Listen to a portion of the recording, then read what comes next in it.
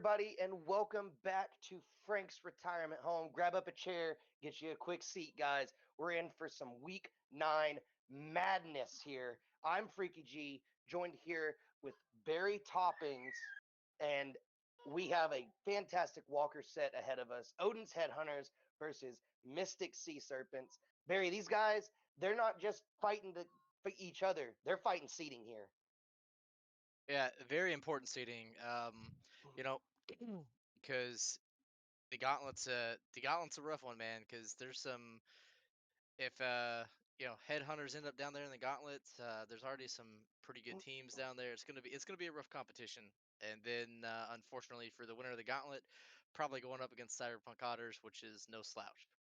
I don't want to toot my own horn or anything, but Killer Kappas have been kind of making their way back up the rankings and all. So there's some tough competition down there, even at the bottom.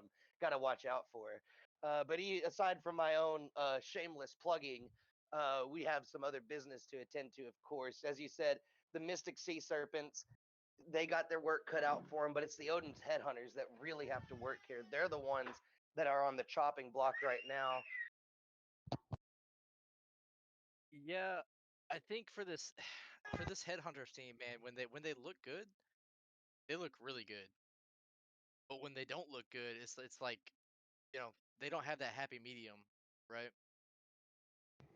Yeah, I was just looking at the itinerary again, and we've got so GG and Mystic Sea Serpents. They're currently in the safest place that they can be, fighting for that seeding. You've got they've got to win these games in order to maintain their seeding and stay out of that gauntlet. Meanwhile, Odin's Headhunters, like I said, they're the ones that are really on the chopping block here because they have to not only win this game but also need Mystic Sea Serpents and possibly even going Ghost to lose their game to make sure they don't go into the gauntlet.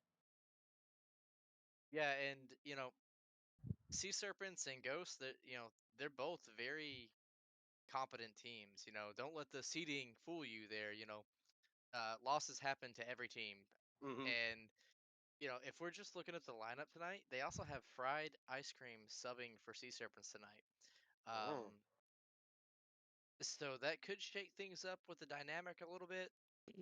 What I'm interested in most here is going to be the jungle solo matchups.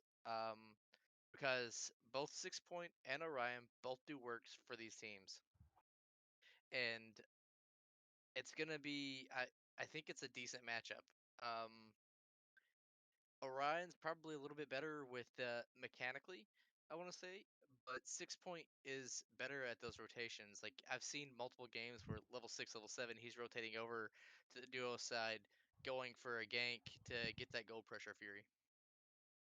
Yeah, and Gold fury pressure, Jesus.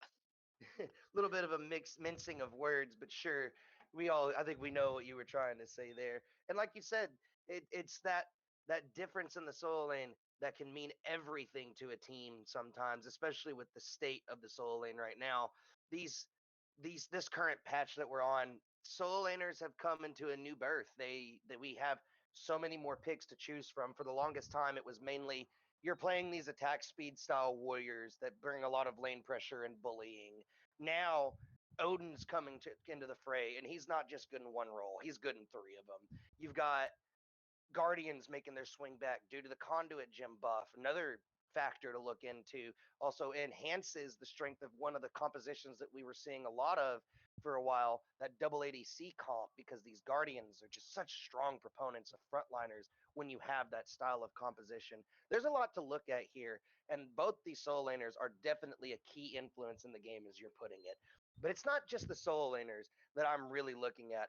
It's these mid laners here. And another thing to point out, Deacon, as you said, Bride is subbing in ADC here.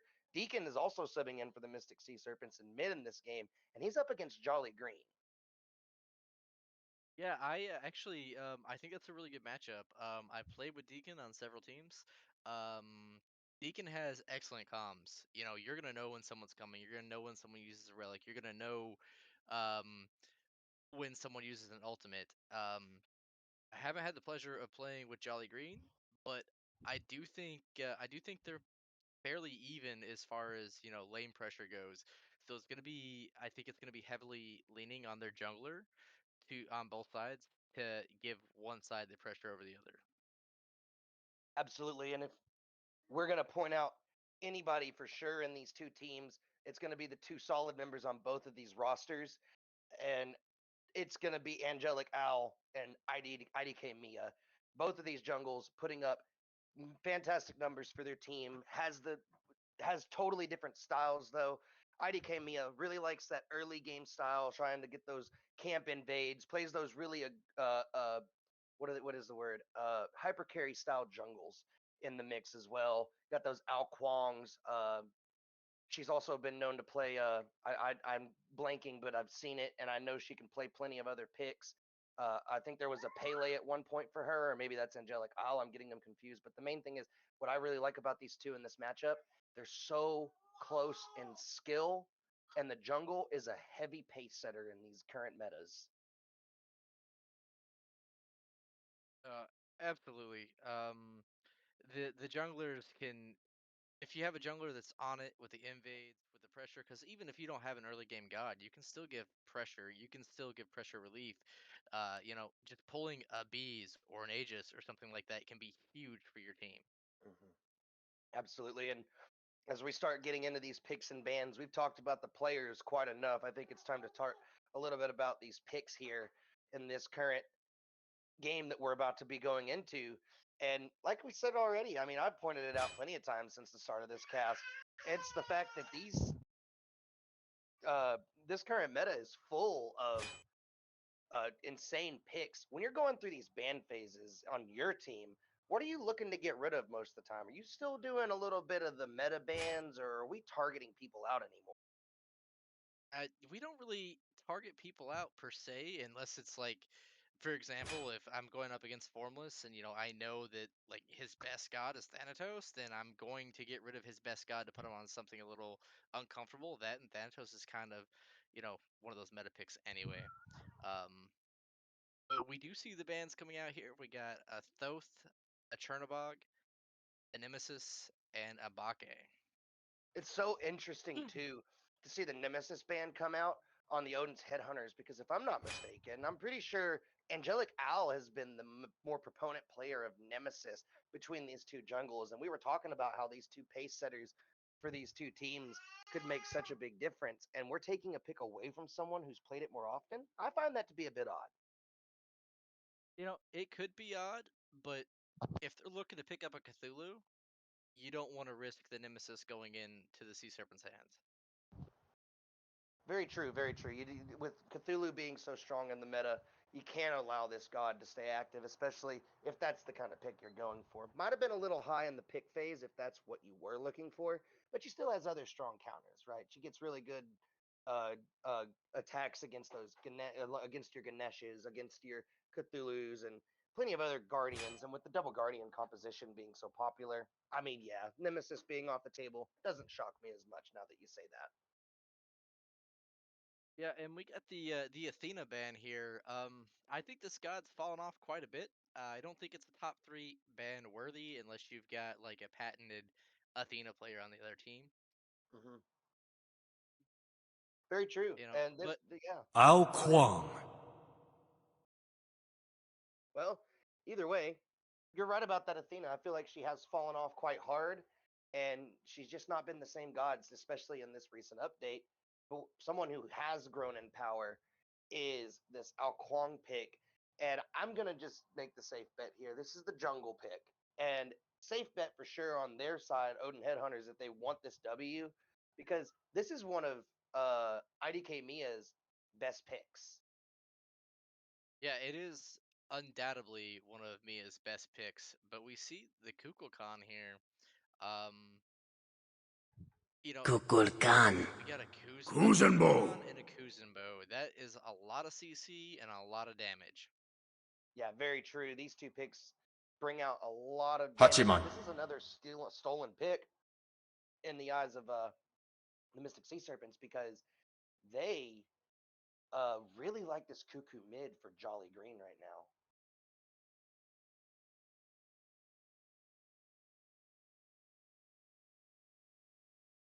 Oh, Okay, little bit of an issue on our side, guys. No big deal. The bans and picks are on the wrong team. They're supposed to be flipped.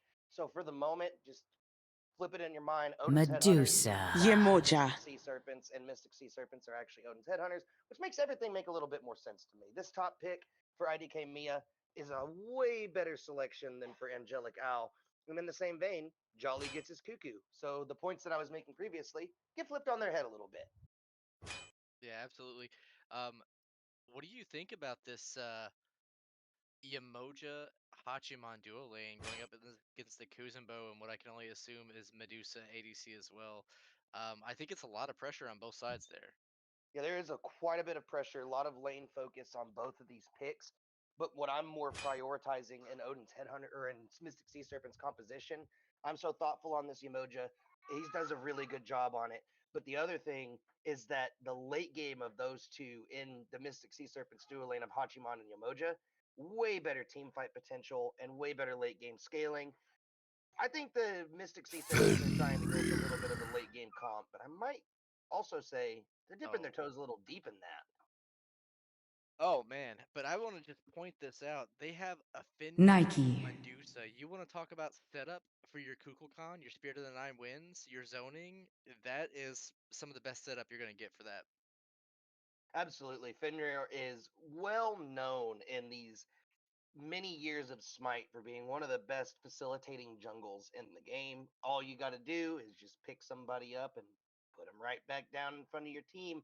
And Massacrus. that usually can spell disaster if there's no beads up. And I wouldn't be surprised if we see Mystic Sea Serpent's composition with 5 beads at the start of the game. Odin. Oh wow. Okay, so we have Mm, an Odin log into. Odin makes it all the way to the bottom of picks and bans. insane. That is criminal to me. Um, Odin's already good with the changes they did, and then you throw a bobble into the mix with that 50% cooldown reduction with no negative to it, and Hmm. they have a Marty on the enemy side, a Hachiman on the enemy side. I'd be surprised if we didn't see two Phantom Shells coming out of the Sea Serpents here. Yeah, they're gonna have to really get this relic play down. And I got to throw this one out there into the mix while we're talking about this 10th pick Odin pick for the Odin's Headhunters. Try saying that 5 times fast. Bologna got banned by the Mystic Sea Serpents over the Odin, by the way. Now, not to say that Bologna is not worth a ban. She's definitely still up there in that top 5 slot for uh, Warriors right now. But the Odin feels like, as I think you would agree with me in this term, a bit of an oversight on Mystic Sea Serpent's part.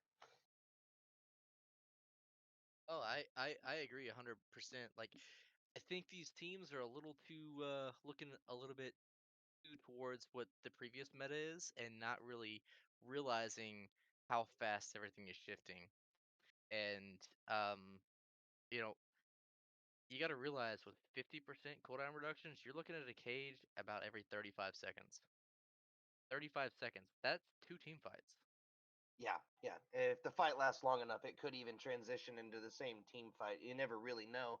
And excuse me, with that much pressure that the Mystic Sea Serpents have drafted, you've got this Medusa that's going to be really good team fight presence. It's going to be good lane presence against this Hachiman.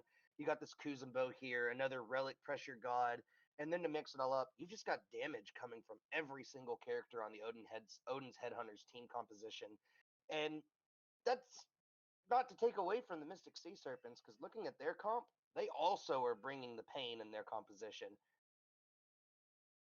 Yeah, I just my biggest question marks here are how well can this Martikers position itself?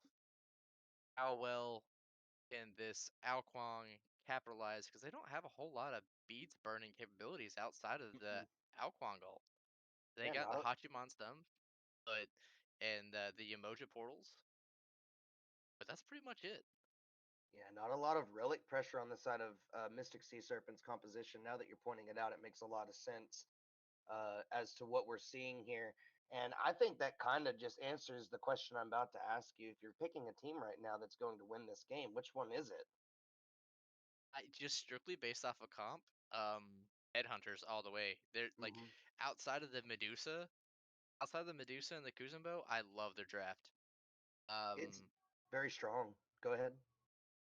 and even with those picks, like Medusa's got tons of beads burning, Kuzenbo's got tons of beads burning. Like you're kind of looking at these drafts, and the headhunters team does what the Sea Serpents team wants to do. Very true. Very true. And now that we're finally getting into this game, we get to see what these guys are bringing to the table. 6 point on that Nike. Gonna rock that Warriors X now. That's still such a prevalent item in the current meta. Odin, on the other hand, he's rocking that Bluestone, something that's kind of made a bit of a resurgence with the new meta. When you're looking at these solo laners, the early lane pressure kind of means everything. And we were talking about how these guys were going to be such a huge proponent in these games for their team. What do you think the starter selection between these two might be a difference maker for them? Oh, absolutely. I also want to point out 6 point went 2 multis instead of 4 health pots. Oh, Um, I I'm going to be surprised. I'm gonna be completely honest if Odin doesn't have all the pressure here because I guarantee he's gonna go Bluestone into Runeforge Hammer and just do all the damage. yeah, yeah. Um, But that also leaves him a little bit open because he's going to be quite squishy in the early game. It's going to be interesting. I think we need to keep a really good eye, real close watch on these solo laners in the first 5 minutes because the build pathing here may mean everything in that solo lane. yeah, it's gonna be. I think it's gonna be up to Mia there. Oh wow, we're gonna see Hachiman take a ton of poke.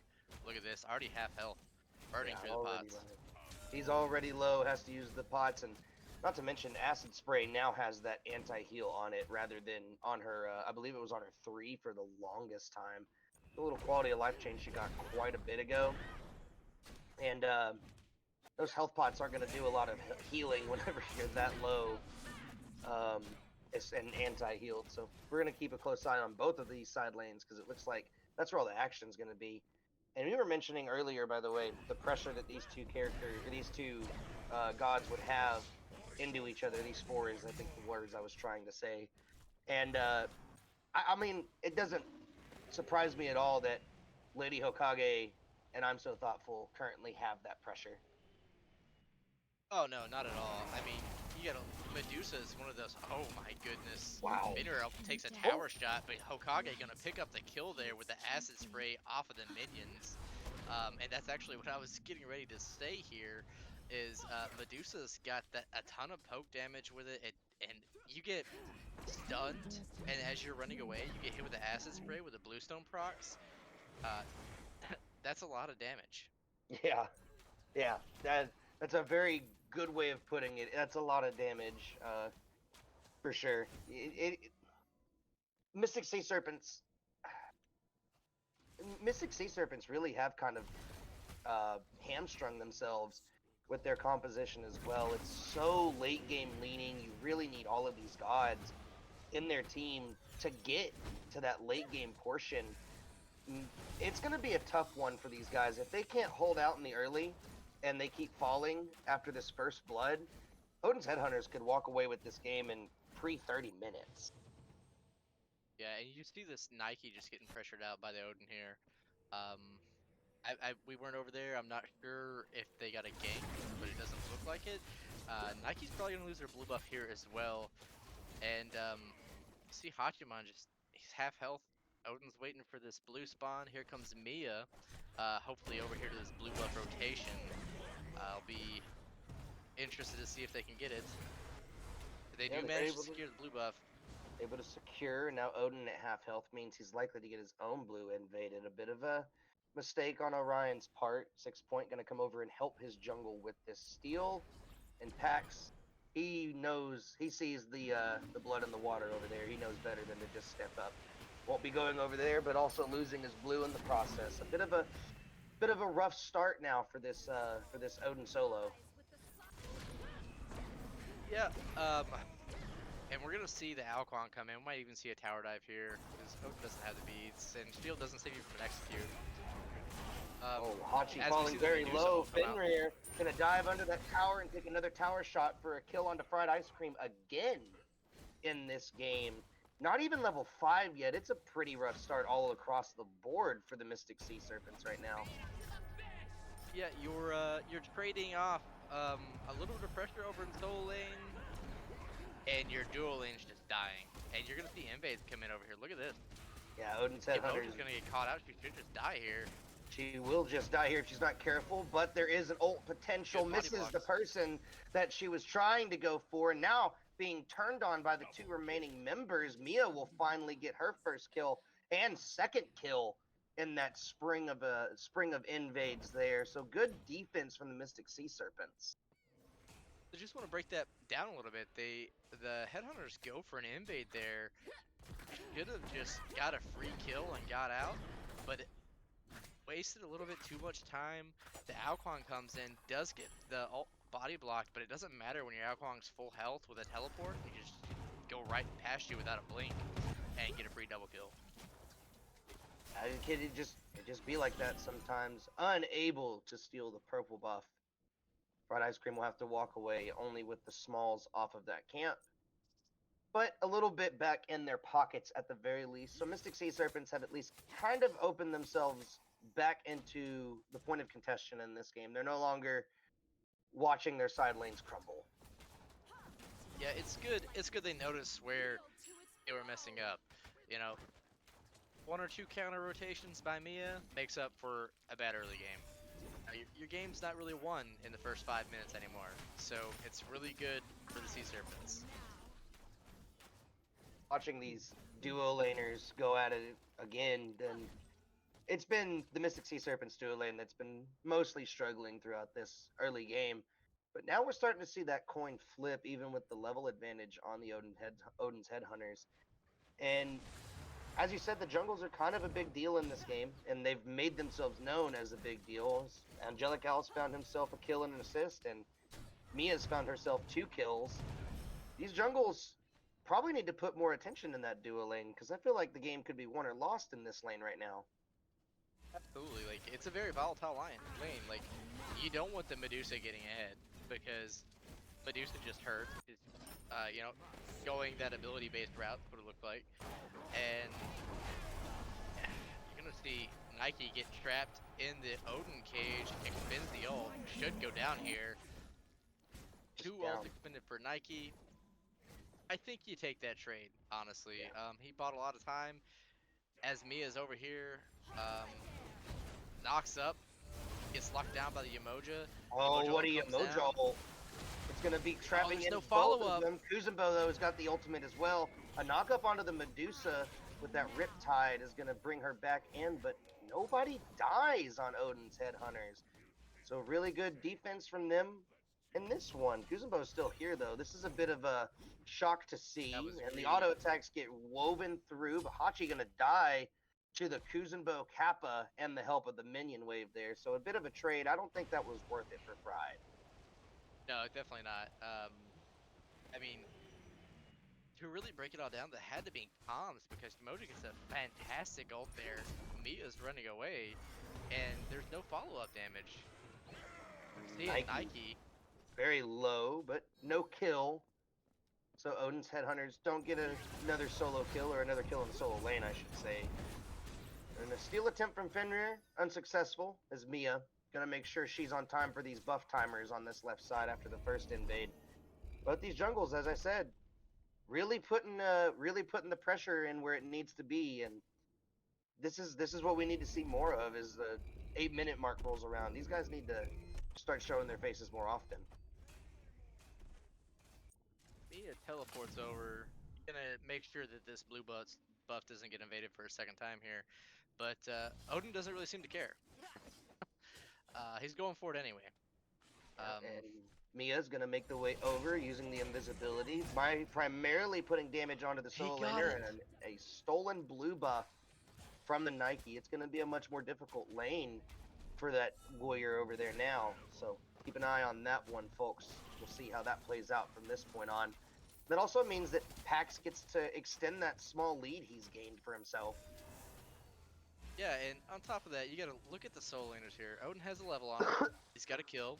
He's got a full rune forged, and it looks he's probably going into breastplate here. Um, and all 6-point has is mystical mail, Yeah, so a distinct advantage. a bit of a tough start for 6-point over here. Pax just been able to maintain pressure since that early game a while ago. But I gotta say, man, I'm not a fan of the Runeforged pickup for Pax, to be honest. I know it's a good amount of power, and it has a great passive, but Odin only has one ability that can proc that passive indefinite, and it's just like strange to me, I suppose, is the word I'm looking for, because you also have to hit a skill shot to get that off. Yeah. I can't completely disagree with you there, as we're gonna see Cuckoo take a little bit of poke here. Should be just fine though. Really, what he's going for is it's just a good stat stick, man. As Nike gets soloed out, the Alkwang's there, but gets trapped inside the Odin cage. Um, and realistically, like I think most players go, they go breastplate starting off there. Mm-hmm. But Pax likes that early aggression, man. He likes the power, and he likes the kills. Fair enough. If it works if it works, it works. That's also something I live by. It may not be the best thing, but if it works for the player, then it's certainly the right thing to do. Where we're finally seeing these supports rotate to the mid lane here, and this is also something interesting in this game. We have seen very little presence in the mid lane at all. These mid laners have been content to free farm. It shows in their score lines, it shows in their XP, and if we could even get a gold chart, or not a gold chart, but a gold net worth chart, that would also show us just how even these mid laners are. Yeah, I will say I'm a really big fan of that type of play where you just kind of let your mid laner do their own thing, show face here and there. But for the most part, just let your mid laner free farm, get them ahead. Even if they die 1 or 2 times, they still end up being on level or ahead. And that's exactly what we're seeing on that net worth chart. Only 300 gold difference there. A very small piece of that 1,000 gold, 700 gold, more like it, difference in the team gold there. So these mid laners, I think, are going to be a pretty big deal. Well, they always are a big deal when late game comes around. And Cuckoo has kind of fallen off in recent time in the last 2 weeks. He's still the same god. He still does quite a bit of damage, but he got a pretty big cooldown nerf to his 1 and a small scaling nerf to his 3. I want to see how this Cuckoo performs in this game. It's something Jolly really likes, but maybe really liking something isn't always the answer to a pick, as we see the Fenrir leaping onto the Emoja. Kuzumbo going to use that ult to progress the team forward. Emoja getting pulled back to Kukulkan, but there's not really a lot of follow-up for him onto her. And Emoja will finally bite the dust as Jolly Green sends his ultimate out. Angelic Owl will find IDK Mia and its 2 members of Mystic Sea Serpents down in an attempt for this beacon, and it looks like it's going to be a successful cap for the Odin's Headhunters. And we see the Odin rotates over here too. We could be looking at a Gold Fury here. It very likely, as Lady Hokage was free to split push that left side down. Hachiman gonna have to make his escape back into his own jungle for now at the very least. And there's the call you were asking for. Gold Fury already getting knocked down to 25%, and it's gone. 4K gold lead already for the Odin's Headhunters. It went from fairly even to a dramatic difference. Freaky, you were asking how well this Kukulkan's gonna work out. I think we just saw. There wasn't a lot of instant follow-up coming up, but I think Jolly played that fairly well. He placed a tornado down to cut off the escape and just picked someone off with Spirit of the Nine Winds as they were cutting through it. And that's all it takes sometimes. Even if you're not the greatest god, it seems, Thoth wasn't always the best pick in the meta. And even then, you were seeing him played still. Just because, the explosive potential, the ability to one-shot is always going to be a strong candidate when it comes to a god pick. So Cuckoo, maybe not the best anymore, but he hasn't fallen out of favor yet. But I will say this: if you're looking at the headhunters versus the sea serpents here, and you're looking at these objective plays, headhunters have the cure. They don't even have to fight you. Even if sea serpents gets ahead, they don't have to fight you to get that objective. They just gotta send the spirit of the nine winds over and take it. Yeah, pretty simple execution also for the Odin's Headhunters, like you're saying. And that's the kind of stuff that also makes a difference. Under the tower, Nike will use the ultimate packs. May have made a mistake here in this one, but Fenrir is going to show up to clean it up for his solo laner. And it's going to be a pretty simple put down. And Orion Pack still walks away with that kill from the help of Angelic Owl. Yeah, Nike ult's good, but you know what's better? Nike ult on a 12-second cooldown. Yeah, yeah, that health shield from Odin definitely makes that fight a whole lot easier. And finally, we get to that point in the game. We already saw one objective fall. Solo laner is going to start making these rotations, probably when 6 Point gets back up on the map. Fenrir and Ao Kwong battling it out inside the jungle, up into the air. The timing is just a little bit off, but still looking like Mia is going to be able to pick that one up. Angelic Owl got caught out on the invade. Now the Emoja is going to make her way over here as well. Abashine wants this kill, but will not be able to find it over on the left-hand side of the map. So at least keeping themselves a little above water by Lady Hokage not going down over there. Yeah, this Mia's build here on this Alquan going double lifesteal. The Fenrir should have been aware that you're not out trading Alquan with double lifesteal no brawlers. Yeah. So a bit of a misplay there. Good for Mia, and not so good for Al. Likely going to see Al probably not put so much pressure in the enemy jungle anymore, because this Ao Kwong has gotten to the point where it's almost an impossible 1v1 for just about anybody. Maybe even the ADC going that ability based build is going to be a pretty big reason for them to work together on this one. And not to mention, this is a Mia pick. She loves this Ao Kwong. But there is something I want to touch base here on. Hachiman's level 14 still has his golden shard. So does Medusa. Interesting that you mention it. But for probably a very good reason, free thrown ability there.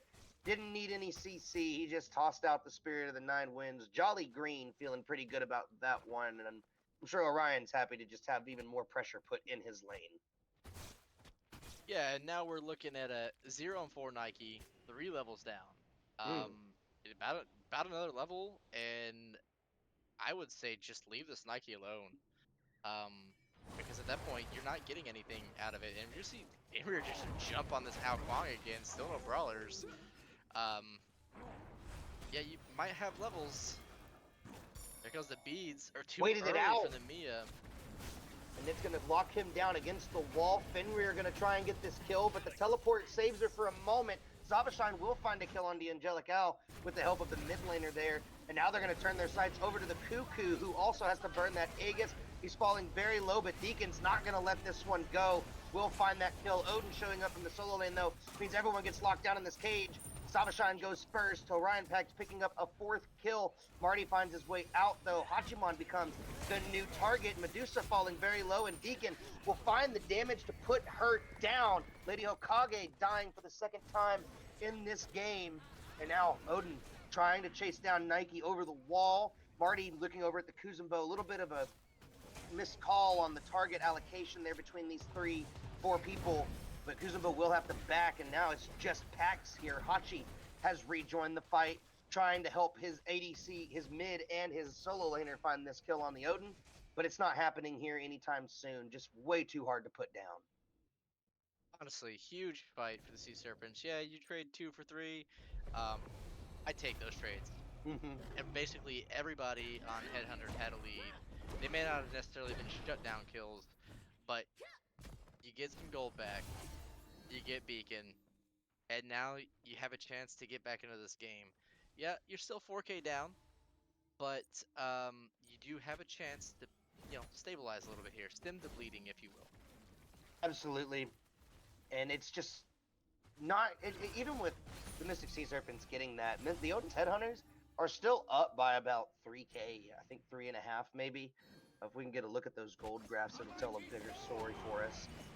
It's Kuzenbo. There we go, that 4K gold dip. It's still in Odin's Headhunters' favor even after that fight. Pyromancer being looked at. Yamoja will pick it back up, and it's a full drop call. Kuzenbo going in deep and looking for something already. Ao Kwang knocked down to about 50% as well. Martigras uses that ultimate, but gets nothing out of it as Ao Kwang stuck inside of a cage, can't find a way out, doesn't have that TP up, and Lady Hokage will clean up the jungle of the Mystic Sea Serpents.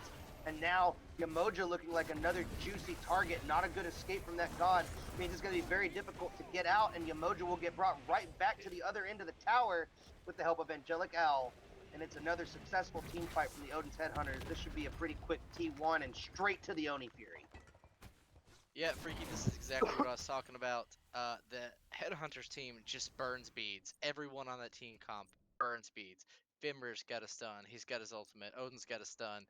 Cuckoo's got Spirit of the Nine Winds. You know, don't forget, it knocks up. um, Mm-hmm. you know, Kuzenbo's got infinite CC essentially. He's got a push. He's got knockups. He's got slows. Medusa ult, Medusa stun, and we see that come out in the team fight. That was purely one-sided. Yeah, and I mean, again, the Medusa ult finally paying off here in this game, getting that kill onto IDK Mia to help finish that one off before the dash was able to come out, and a little 1v1 action over here. Not for long, though.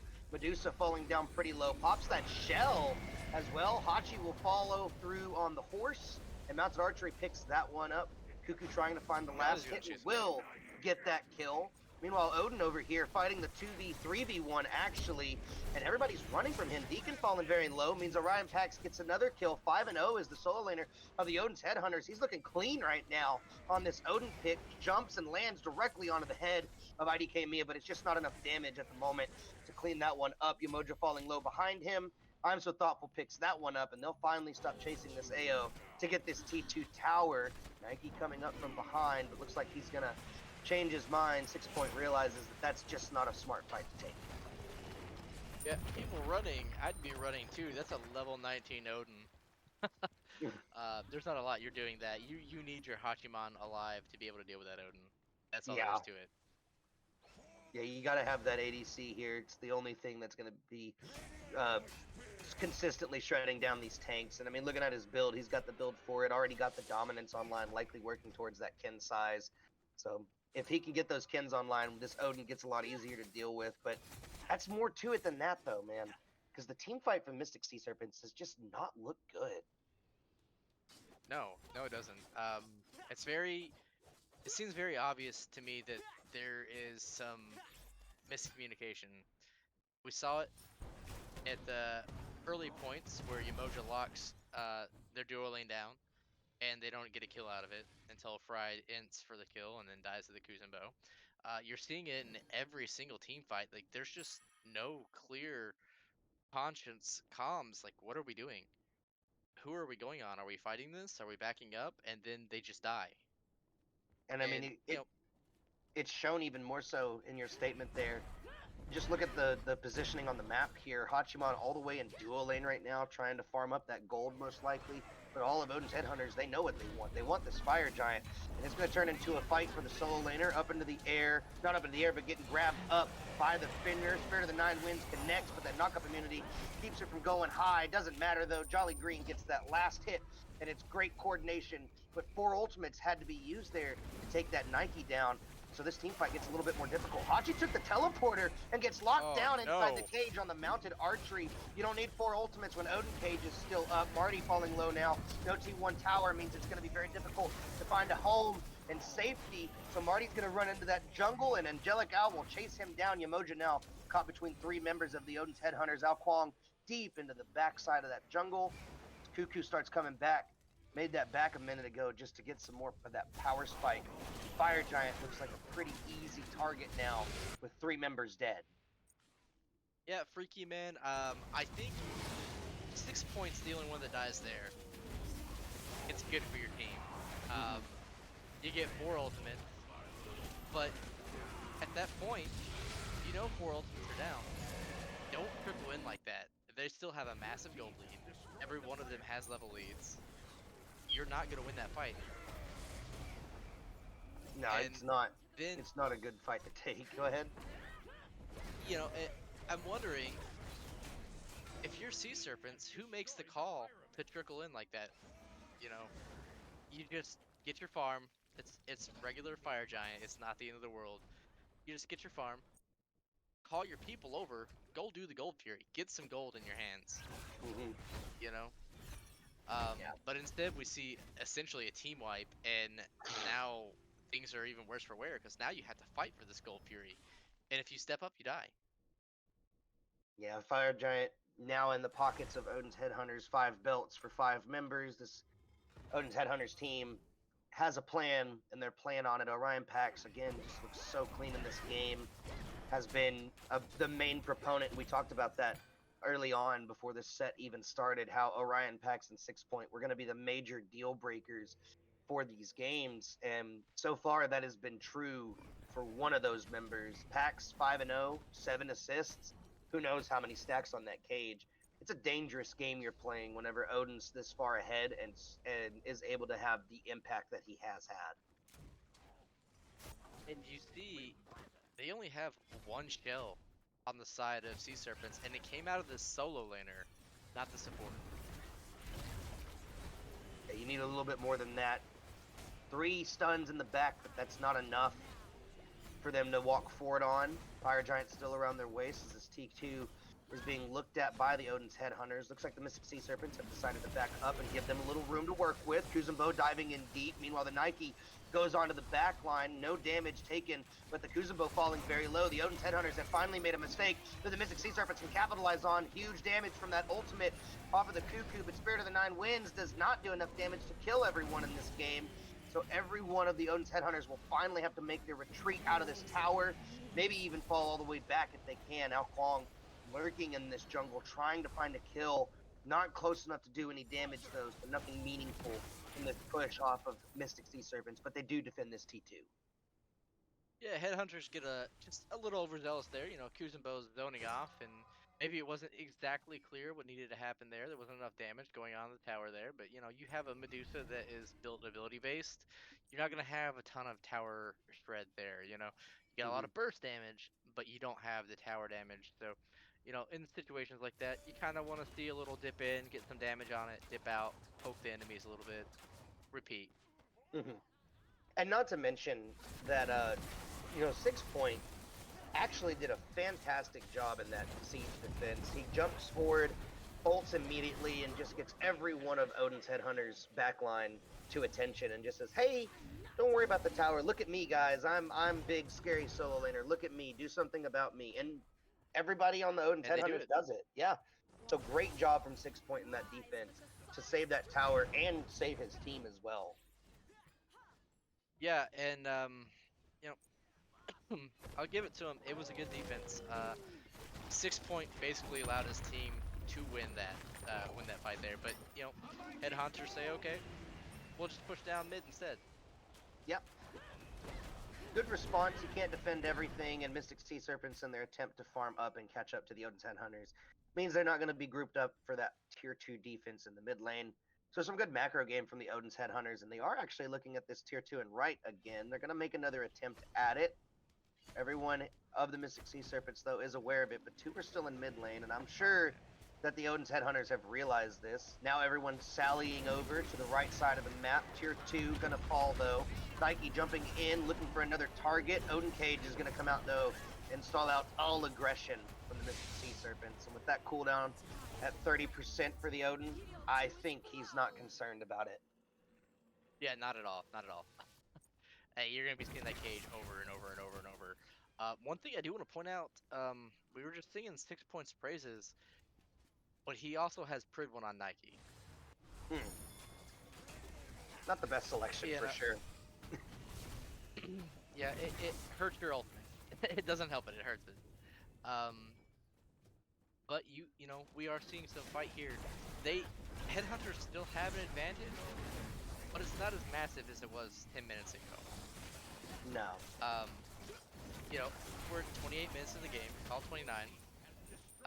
Sea Serpents managed to get a pyro. Here comes the Odin again. He's 1v boring, calling it a day. Diving deep in that back line, falling very low as well. They might be able to bring down the monstrous solo laner of Orion Pax. They finally get him for the first time in this game.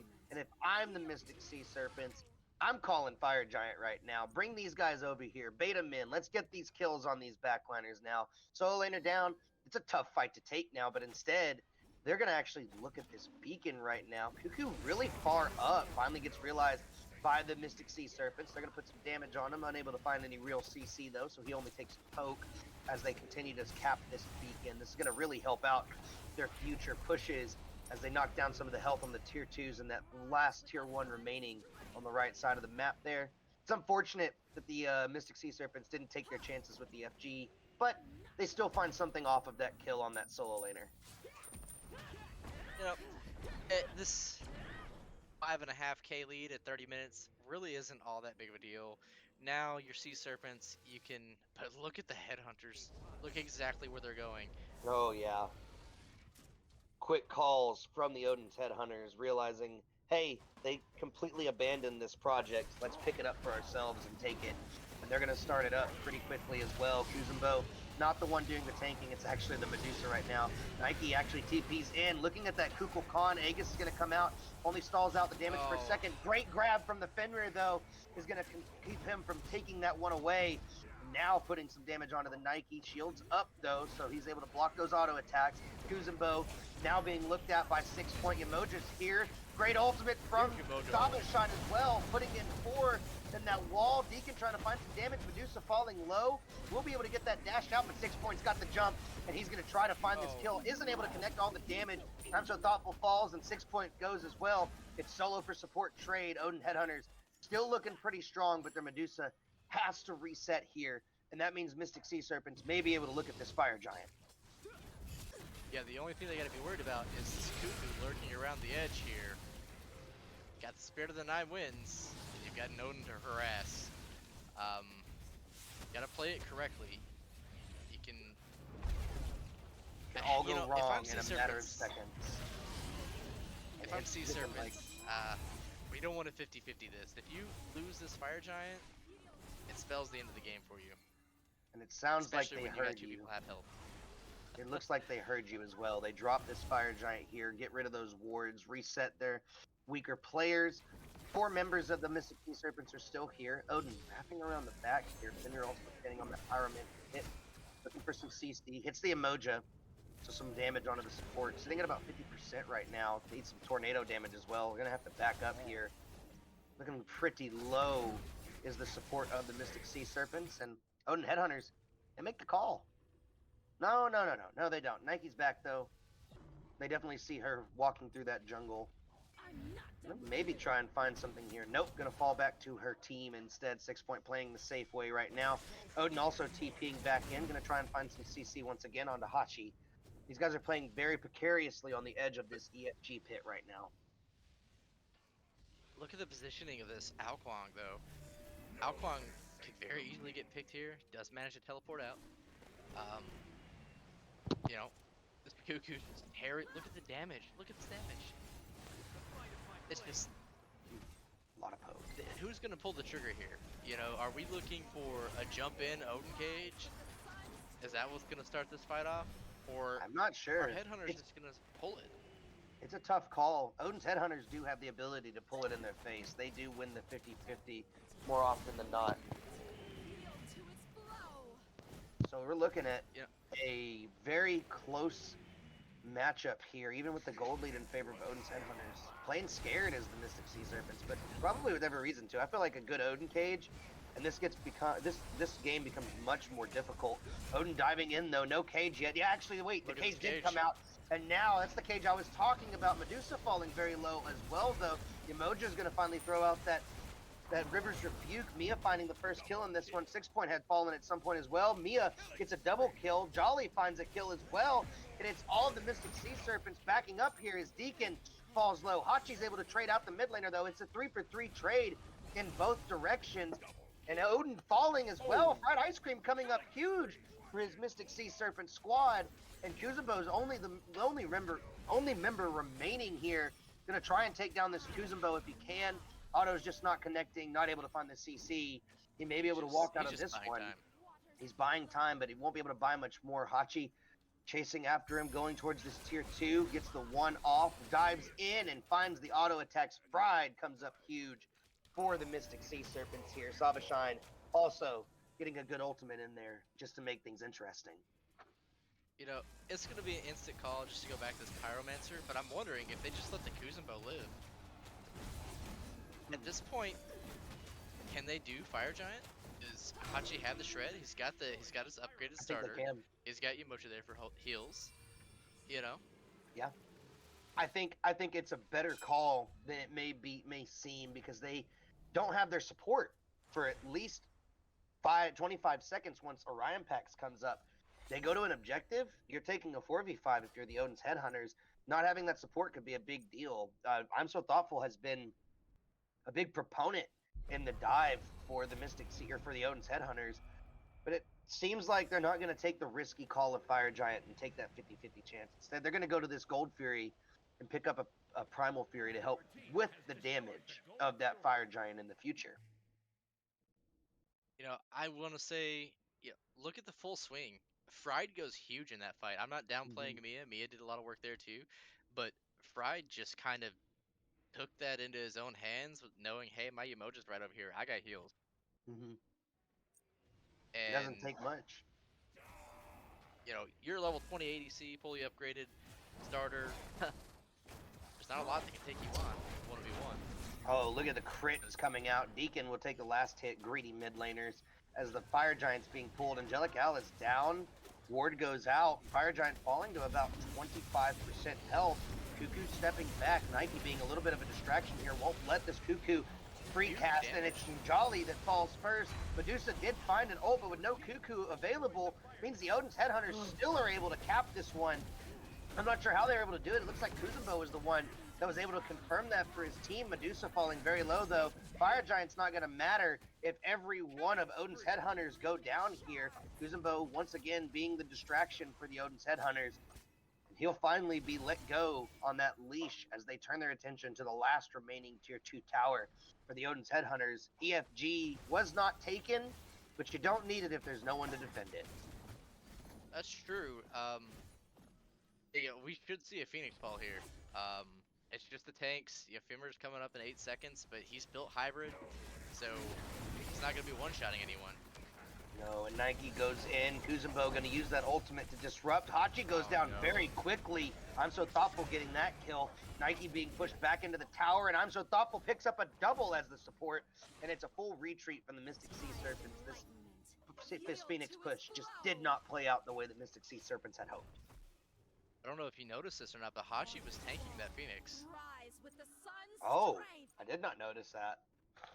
He got a little too big for his britches there. He went in. I guess the call wasn't clear. He goes in before the tank does and just gets shredded. Yeah. Tough one for the Mystic Sea Serpents for sure. And that gets the Odin Headhunters an opportunity to try and turn this one around, pushing that soul lane up. Excuse me, goodness gracious. Pushing that right hand lane up, getting some pressure there. Also putting 3 members in the mid lane. We're going to see a 3-2 split from the Odin's Headhunters here.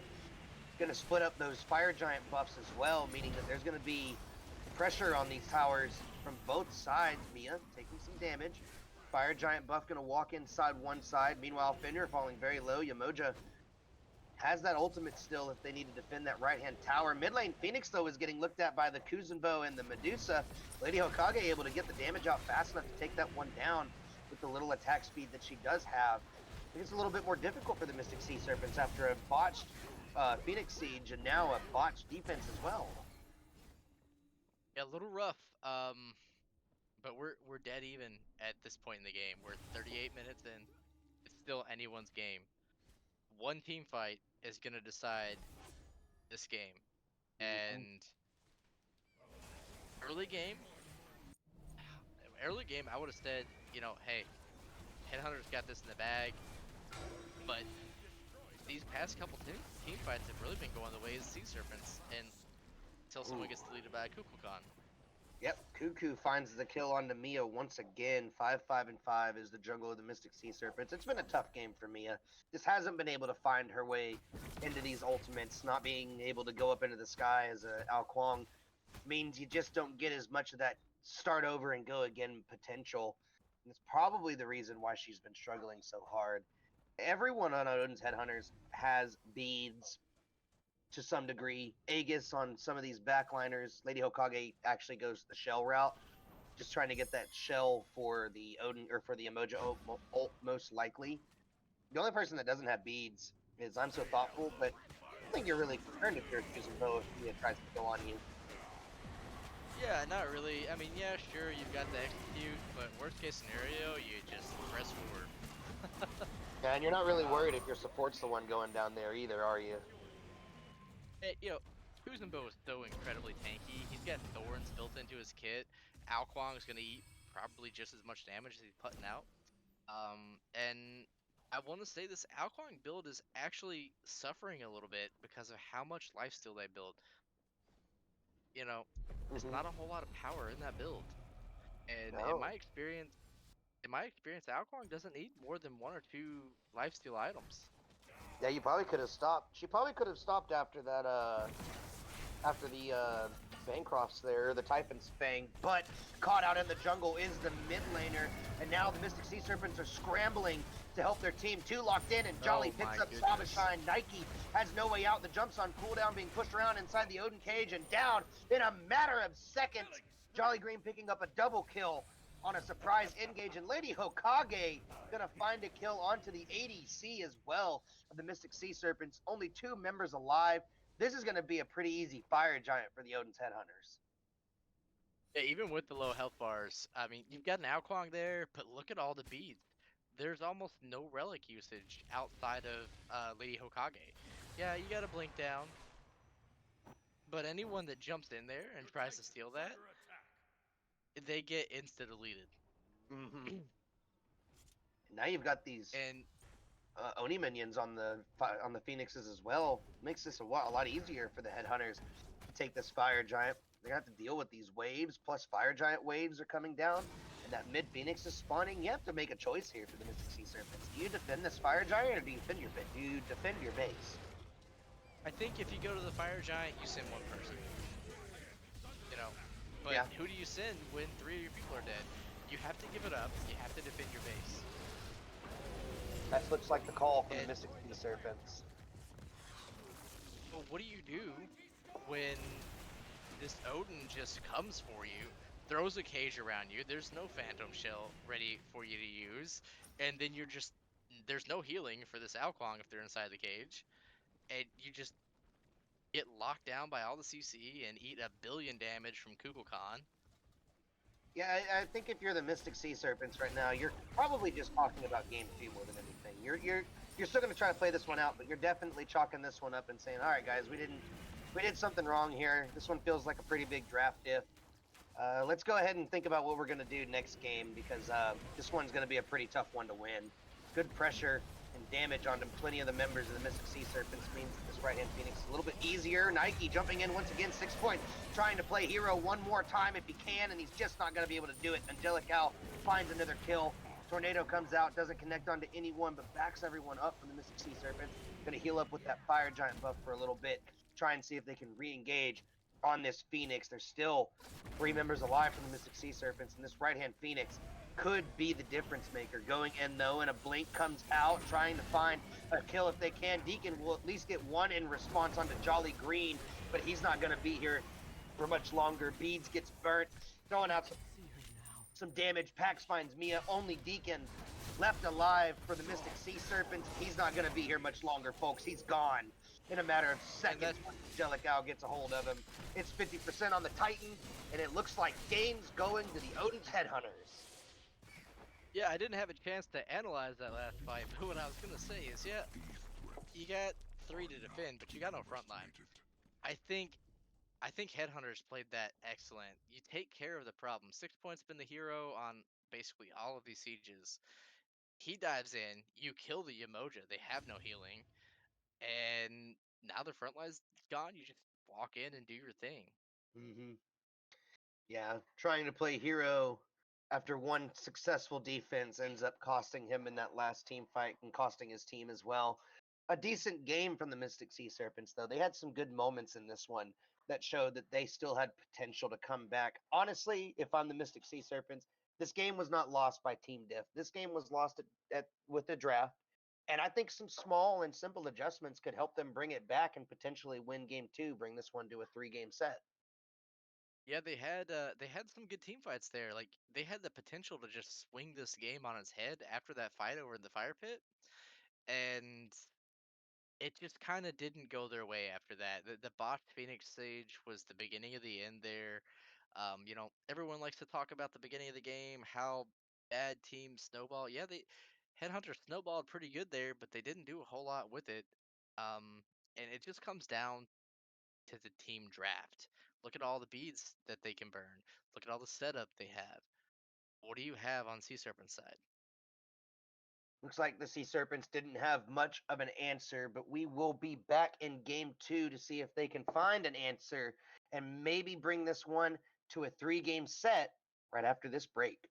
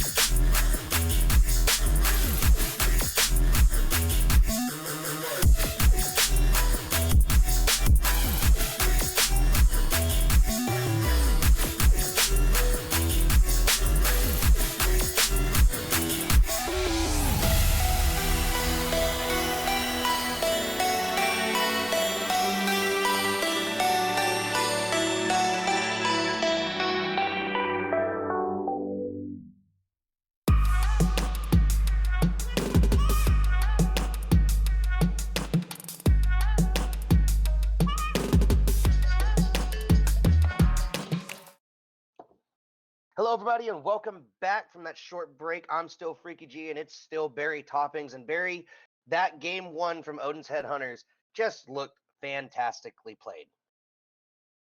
Yeah, they definitely played the early and mid extremely well. Sea Serpents had some decent punch back. I think it all boils down to Sea Serpents making some bad decisions. Maybe not the best comms, not the best team comp, but I want to say that if the tables were flipped there, the Sea Serpents take that game. Oh, yeah, it was a very close one throughout the entirety of that mid and some of that late game as well. Odin's Headhunters just able to find a little bit of a piece there and take advantage of their stronger composition. And just to reemphasize here, Odin's Headhunters are the ones that really need this win right now. Mystic Sea Serpents, they only have to worry about gauntlet potential if they lose this game. If they win it, no concern on their part. They are not going to the gauntlet. Odin's Headhunters, they have a little bit more to work towards, but at least winning this game is a surefire step towards getting them away from that gauntlet, which is just going to be so chaotic. So, being 1-0 right now, Odin's Headhunters, not only do they have the momentum of winning game one, they have the momentum of knowing they're 1-0 to a team that they're probably going to send to the gauntlet if they do this right. Yeah, I think it was touched on earlier. Headhunters need to beat Sea Serpents, and Going Ghost needs to lose for Headhunters to avoid Gauntlet.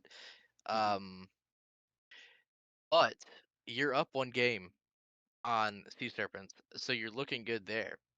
If you can take game two, you're actually sitting in a pretty solid spot. And if Headhunters can turn around and do exactly what they did in game one, then they'll have it in the bag.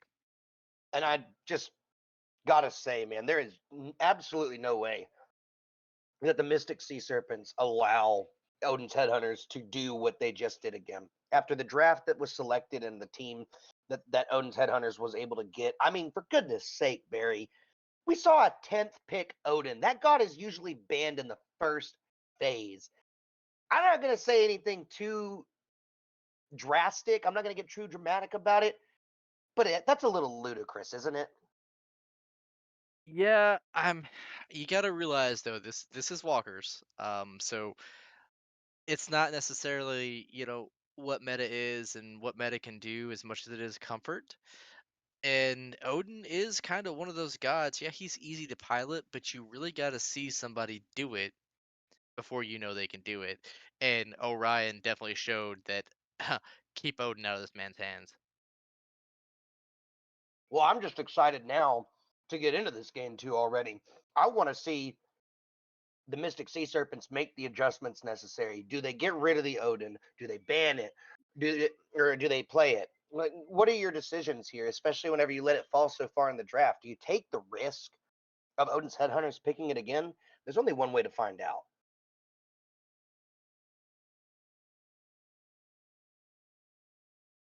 Well, I know if I'm Sea Serpents, he's not getting Odin again. uh, and I'd also potentially be looking at getting rid of that Yamoja. I think it was a bigger issue than what it seemed. Honestly, that Yamoja was swinging fights.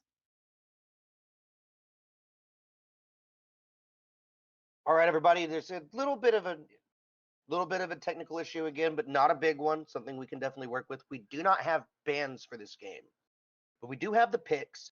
So we will just work with the picks. And the first pick overall Charon. for the Odin's Headhunters is Karen. And that's an unfortunate part about not knowing what the bans are, because the bans might have led up to what this Charon top pick for the Hachiman. Odin's Headhunters. Something that's not a surprise is this Hachiman top pick, Tsukuyomi. Mm-mm. followed by a Suki. Now that is an interesting pick. Top twoing a Tsukuyomi. That is, I think that's ballsy. Ballsy is the right word, Ganesh. especially whenever the Thor. Ganesh got left up. Thor also being picked up here as well. A very strong jungle and support Kuzenbo. combination. Mystic Sea Serpent's also going to pick up the Kuzenbo for themselves. Not going to let Thoughtful have that one back. Yeah, the Kuzumbo was a menace. Agni. It was. Oh, here's a pick. Agni. This god's been flying under the Ao radar, and people do Quan. not realize how insane he is. Hmm. Ever since the item buffs, Medusa. this god has become head and shoulders of a mage above the competition at this point. Very strong in his own right, massive amounts of damage, high CC for a mage as well. And the explosive potential of this character, and with all of his favorite items as well getting buffed recently, Kukulin. I think this is a fantastic fourth pick. Odin didn't make it through this time, so it looks like Mystic Sea Serpents may have learned from some of their past mistakes. Yeah, I want to take a quick gander at these team comps right here. So the headhunters go Charon, Ganesha, Thor, Alquang, Medusa. That is a lot of engage. And Mm-hmm. that is a lot of beads burning again. And then you look at the sea serpents. They go Hachiman, Suki, Kuzenbo, Agni, Kukulin. I think you had such potential here on the sea serpent side to draft something amazing, and then we don't. Tsukiyomi, I love the god. He's a ton of fun to play, but an age just gets rid of your ult. You have no damage at that point. Yep. Yep. And Kukulin, Yeah.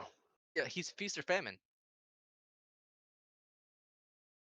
A very tough situation that the Mystic Sea Serpents have put themselves in with their draft. And I gotta say, you're definitely right, man. The Tsukiyomi pick is a bit of a shocker uh, to see IDK Mia going towards that one, especially whenever the Ao Kwang was still up and something that would have probably worked better in this current composition. But to be said, though, I don't think the Mystic Sea Serpents necessarily drafted a weaker comp.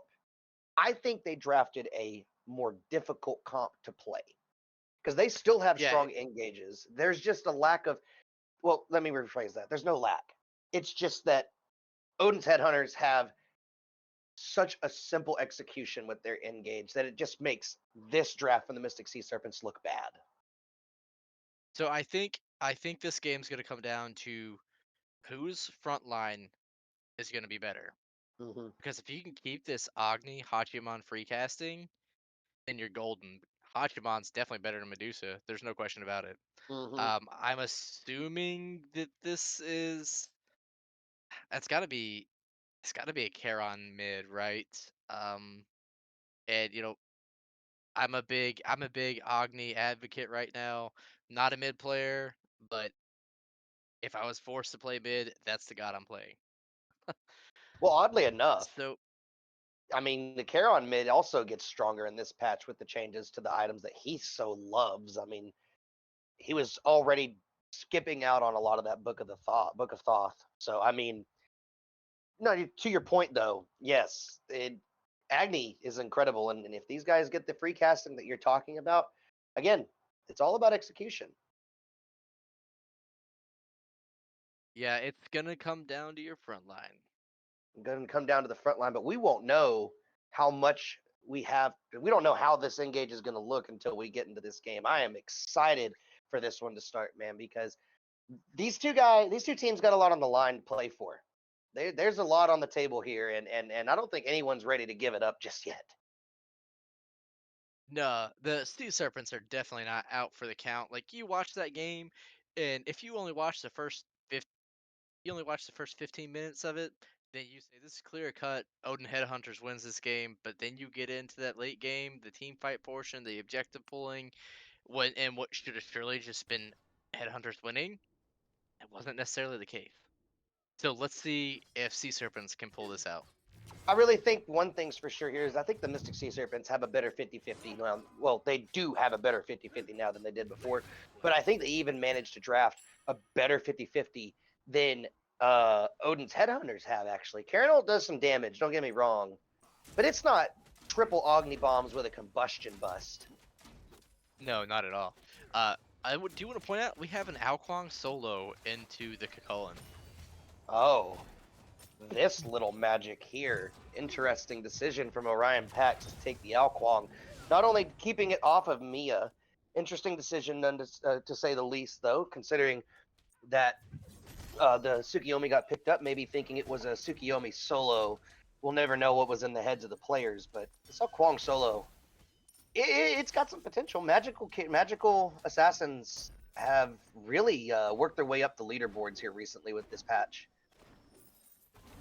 Yeah, no doubt about it. I mean, you get an Alquang, a solo, a tanky Alquang with an execute that still does 1,000,000 damage. You throw a little damage in there, you throw your throw Baron Cross in, Telekines, Berserker Shields, something, and continue down a similar tree to that. But we're gonna get into some action here as the mids aren't gonna be quite contested, but the Tsukiyomi trying to get a little poke off. Ooh, heavy trading in the solo lane. We talked about it in game one how these solo laners were big proponents for their team all around, and they still are, and it's showing in just how brawly these guys are being right now. Pax is not afraid to take these early game fights, even on the assassin. Yeah, assassins do a lot of early game damage. Here comes the Suki though. The gank's going to come through, and Mia's going to clean that one up quickly for the solo laner. First blood goes to the jungle of the Mystic Sea Serpent. Pretty good start for the Mystic Sea Serpents as well. You want this Kakulin ahead. You want the Kakulin ahead. You want the Suki ahead. You definitely don't want to be behind a Thor, that's for sure. But you're going to see the headhunters actually getting out pressured here. It's a little surprising for me. We didn't see that last game. Pride had a pretty strong handle on that lane, or Pride was the one getting handled, excuse me. Lady Hokage had a pretty strong handle on that lane. It's a little bit different now with this Kuzumbo in the hands of Savashine. Yeah, and we're seeing, Kara doesn't have an issue clearing. One thing I do want to point out though is the Charon Agni matchup here. Once Agni hits 5, he has insane clear, he has insane safety, he has insane damage. Thor's gonna go for an invade here, probably get caught out. He used the hammer. Outcomes are horrific. He gets the purple buff.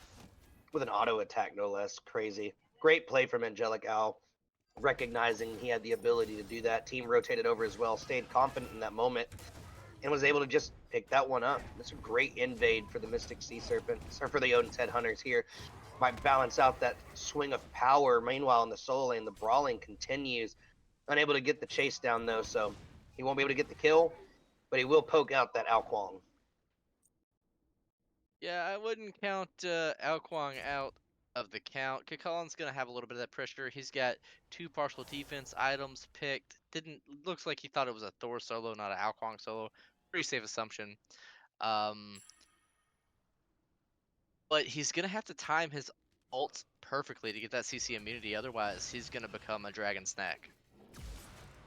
It could happen, and it's something we'll definitely be watching. That's the presence that you bring with an Alquang in any game. The ability to execute is so strong, especially if you can do it consistently, which is where we saw in last game Mia falling short, was just unable to get those executes. And that's something to think about, right? There's a lot of damage on the side of the Odin's Headhunters. Do you think Orion Pax maybe has a similar issue? Lady Hokage, though, finds a kill.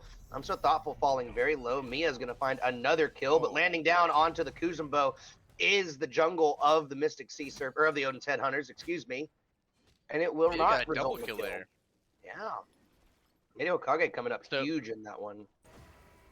Oh, no, not Lady Hokage. Mia coming up huge in that one. Yeah, she's got 2 levels on this Thor, man. Got a full Jotuns online. If you're Suki, you're looking pretty good right now. 2 levels up already, and already 1,000k gold lead in the hands of the Mystic Sea Serpents. They're very happy with the start of this game, and I'm sure they feel a lot better about it too, considering how game 1 went and how it started. Hey, look, I was a non-believer of the Suki, but Mia's just proving me wrong here. Again, it's walkers. Meta's not everything, and if you can pilot your god better than the other person can, that's a dub. The Suki's gonna go for this blue buff invade, but Thor's here. So is the Alquang. Not enough of a level difference for this 2v1 to be fair, but Agni has shown up, and they're going to find some damage onto the Tsukiyomi before these bombs start landing. A kill onto Mia. No shutdown there, but it is at least a kill in response, and may be able to get out here. Bomb over the wall, and Deacon picks up a kill out of the mid lane. Good rotation from the mid support of the Mystic Sea Serpents. They're not going to go down without a fight in this one. No, no, they're not. And I think that's a power that you see come with Agni too. Like your Thor, you think you're out. Oh, there's an Agni bomb. I'm dead. um, but now you're gonna see the headhunters have pressure over here, and that's partially because the port's not there on the Sea Serpent side. He's chilling out in mid with his Charon that's got no mana. He just let that rotation happen and made that rotation out already pretty early on. And Lady Okage, I'm So Thoughtful, decides to stay in lane. Once again, Kakulin, giving him the classic beat down that this god can deliver. Meanwhile, in the mid lane, Ganesh falling very low. Deacon doesn't have anything up yet to get this kill. Waiting on those cooldowns is just a little bit longer than he Thor's wanted. in the air. Oh, Thor in the air, and it lands directly onto the mid. Jolly finding that first kill finally in this game. Kuzumbo stuck on the wall means Jolly gets a double. And Mia finding a kill over in the duo lane while that's going on. Doesn't exactly balance it out completely, but this jungler is not going to let this game go easily. Yeah, but I like that Mia has made that adjustment. They have realized from game one, okay, I should not be focusing the solo lane. I should be over here getting pressure from my ADC. I have a Hachiman. Let me get this guy lead so he can do his job. I need to get him to late game. And I imagine we're going to see nothing else for the rest of this early game and maybe even in the mid game, but that, and there's the potential that we've been talking about since the beginning of this game. A dead solo laner, 6 point going down again, or 6 point going down for the first time. Yeah, that's the dragon snack I was talking about. No beads. I do want to point out something. Oh, okay, now I can talk about it. We see a Thor with a blink instead of going the beads route here. And there's not a lot of pressure on the beads early on for him to, I think, be concerned about it. If he gets the ult timing off, likely just gets out anyways. We'll see if that comes to his detriment later on. ADC leaving the left lane under the pressure. Deacon trying to find some damage, unable to find it though. Will just dash away. Odin's Headhunters taking some aggressive positioning here, trying to find any kind of return that they can. It's a 5-5 game. Tsukiyomi on the blue invade. Kwang no mana. We might be seeing that one become a hindrance for him. Oh, brother Ganesha. He's trying to punch the Suki a little bit. Suki not in any real danger here. Headhunters are down a little bit here. I like the pace that the Sea Serpents are trying to set here. Mm-hmm. It's been a pretty strong one from them for sure. Thor over in the left lane right now. Might be trying to find a gank on the fried ice cream. See if maybe he can help his Medusa out. Has no idea. The dash is out. Going on. Immediately lands down onto the Hachi. Stun. Beads ultimate though from the Hachiman. Should be able to get out no problem. But with all those relics, with that relic and ult down, this regank could mean death for him. There was another dragon snack over there.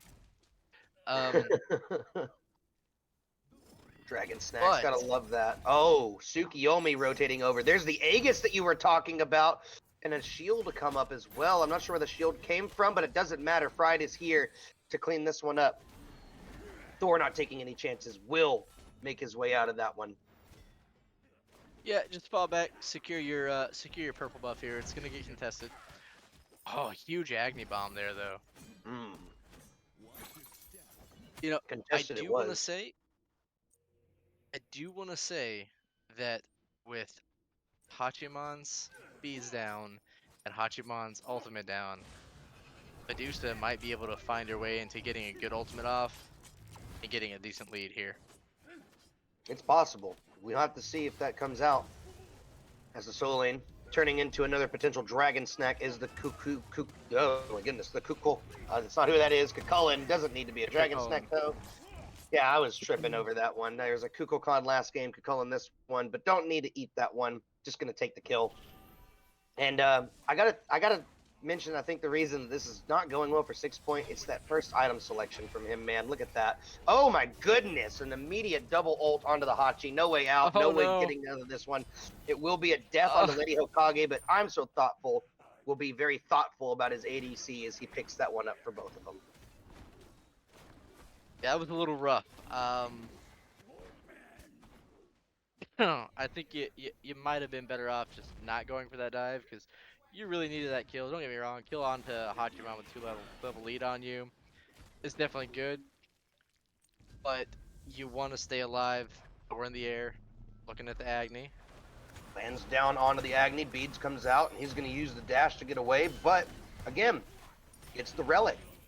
It means there's some potential here in this mid lane in the future.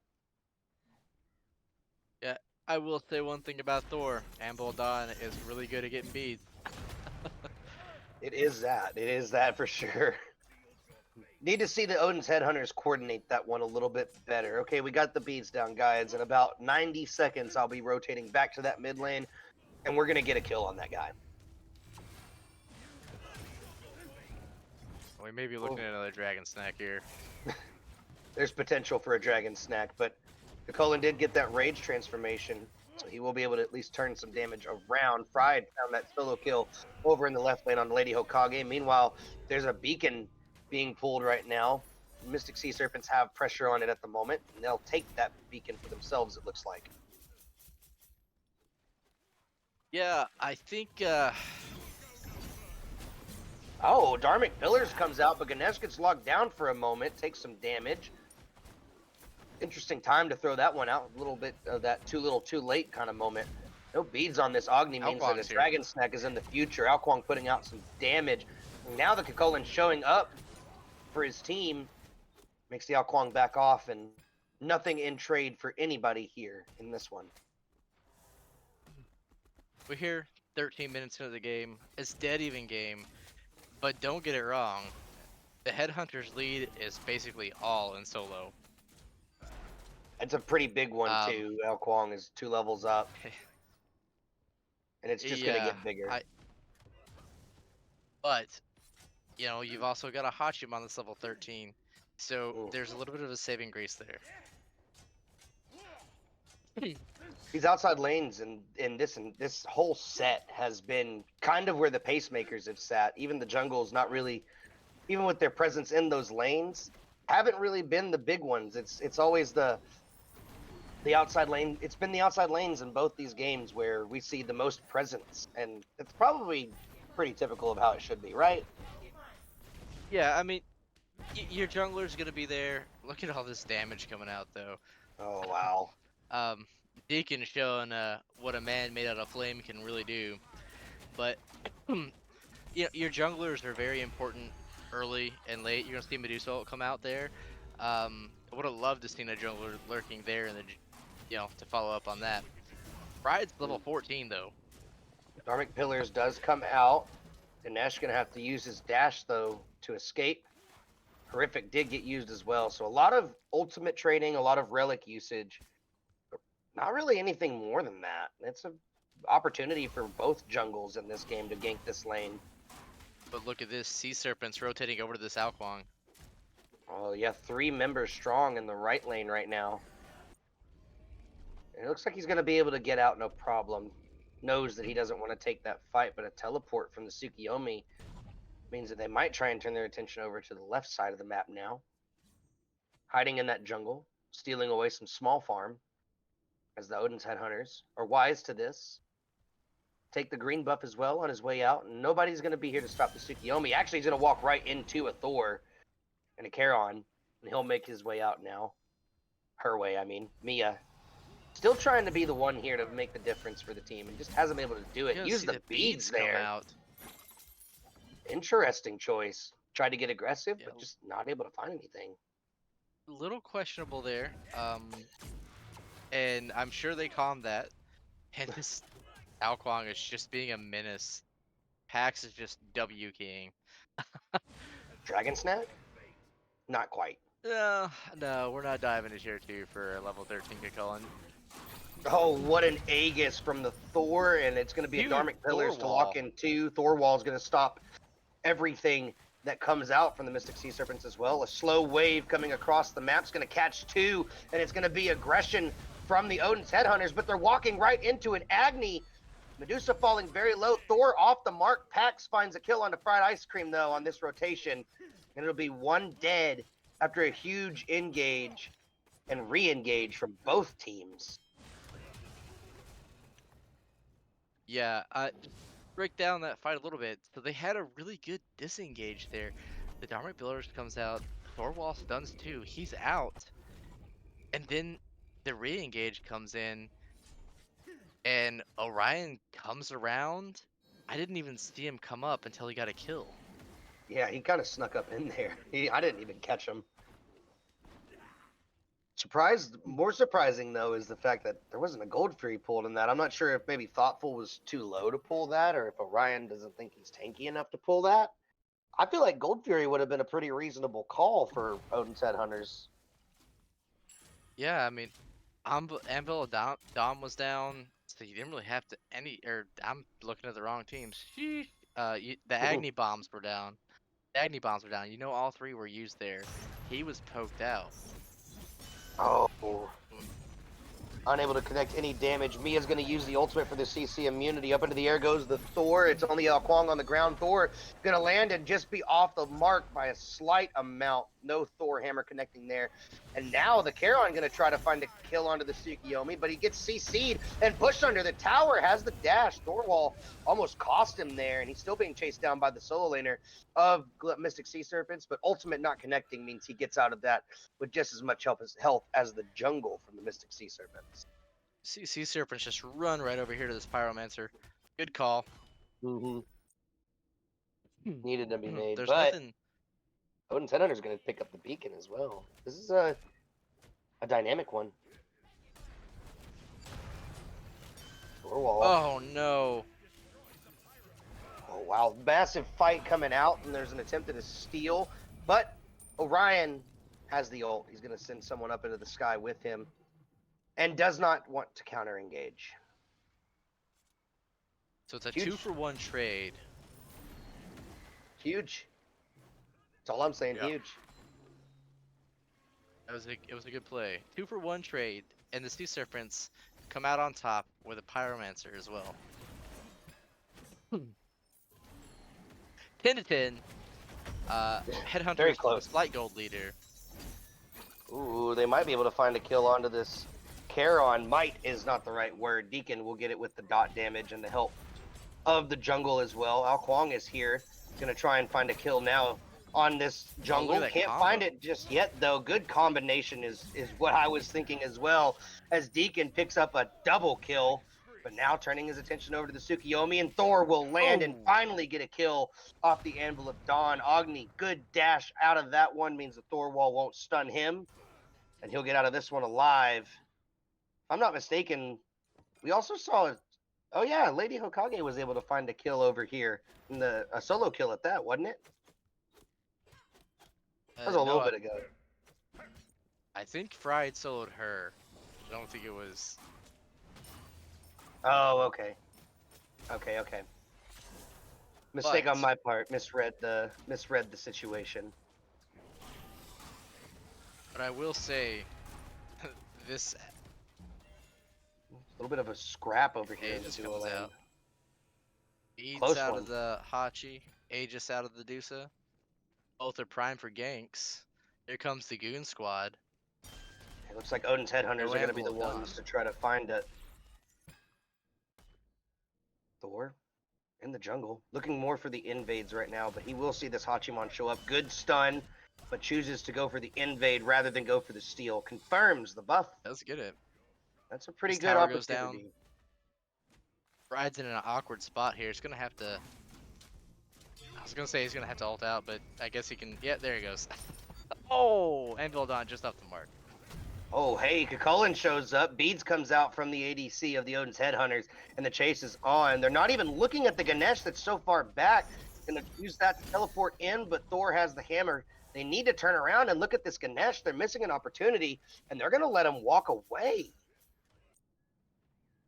Yeah, sometimes you just gotta let the elephant walk. You know, it's I not feel like like if he didn't Mia have any turned mana or there, anything. I feel like if Mia turned there, that would have been a kill. Like honestly, It was that was it was huge. it was definitely a kill. And Headhunters just pulled the. Ooh, Oh, able that to was get the close. confirm, but Deacon gets the kill. He's going to keep walking forward as well. Looking at this Ao Kwang if he can find it. Ganesh being pinged out once again as nobody turns to look at him for a second time now. Odin's Headhunters are going to try and turn their aggression, but Lady Hokage gets the dash stop by Agni, no less. Cucullin diving into this tier 1. Ganesh going to stop it, but Jolly Green will go down to Savashine under that tier 1, and they're finally going to take it down with the Soul Lander beating that tower. And finally, Odin's Headhunters, or I mean, Mystic Sea Serpents, coming out on top in a clean team fight. Yeah, just wanna take a little glance here. We were talking about this Agni pre-game. As we see a Fire Giant pull, Agni's 21k damage and just putting out work, man. Stick Mm-hmm. 1 and 2, highest level in the game. It's a big Hopefully deal. they don't get this one stolen away. Hopefully not, but it looks like they're going to be able to get it down just before the elephant shows up. Good Just zoning leave as guys. well. And he's going to use this ultimate here to try and save his own life, but they're still committing, and Mia will pick that one up. Thoughtful. Not being very thoughtful Oh in no. that situation, and a dragon snack is the mid. Deacon got shut down there. That was cruel and unusual from Ryan Pex there. He stood there and stared at him in invisibility before he finally decided to do that. Caught Yeah, the dude in you store. know, that's why we don't stay to kill supports after we get a Fire Giant. Um, Aiken's still having a phenomenal game. Not gonna take it away from him. Absolutely. We're And gonna see a little Pyromancer action here, non-contested.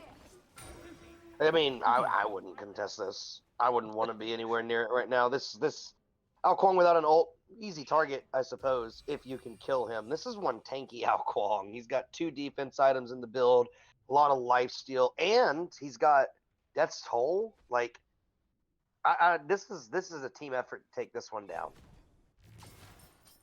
Yeah, he's gonna be a threat. This Ao Kwang's gonna be a constant threat. It's bad enough dealing with Ao Kwang in the jungle, but Pax is essentially doing the same Ao Kwang solo build that I do, and it is a beast. The 16 Serpents gonna knock them off the objective. Tsukiyomi using the Piercing Moonlight doesn't connect onto anyone. The Ganesh walking back through the entire enemy team, and That's a big Charon ult. River Styx is gonna hit 4, but it won't knock them off the objective. So Beacon will be going over to the Mystic Sea Serpents, just extending that gold lead. Actually, giving themselves a gold lead, I think. This game is very, very, very close, though. Yeah, 100 gold difference, slightly over barely, 100. barely. This is one of those games that you watch and you're kind of biting at your nails about it, because I mean, anyone at any point could just suddenly take this one. I mean, we just saw Odin's Headhunters win a massive team fight, and it's still an even game, which means they were at a deficit when that team fight started, and they took Fire Giant. So excellent farming, if anything, from Mystic Sea or from Odin's Headhunters. Golly, I'm gonna keep doing that. Sea Serpents got the Fire Giant, but we're gonna see some Agni bombs come out here. They're not dissuaded at all. Cucullin's looping around the side here. Might be 6 point looking for an engage. Decides not to commit though.